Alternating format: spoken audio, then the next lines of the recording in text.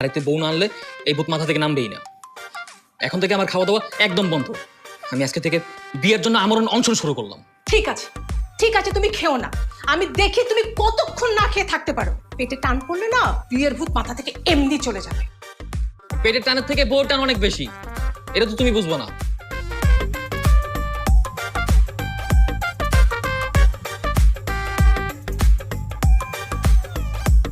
সাকিব খাবে না? না। কেন, বাড়ি থেকে খেয়ে এসেছে? আরে না, তাহলে খাবে না কেন? সে অনশন করেছে, তাকে বিয়ে না দিলে সে বাড়ির খাবার গলায় তুলবে না। বিয়ে বিয়ে বিয়ে বিয়ে কি ছেলে খেলা নাকি? না মেয়ে দোকানের খেলনা যে আমি কিনে এনে ওর হাতে দিব? সেটা তোমার ছেলে না বুঝলে আমি কি করবো বলো? তোমার ছেলে বিয়ে বিয়ে করে যা শুরু করেছে না, পাশের বাসার ভাবির সাথে চোখে চোখে হতেও আমার লজ্জা লাগে। আরে আমারও তো একই অবস্থা করে রেখেছে তোমার ছেলে।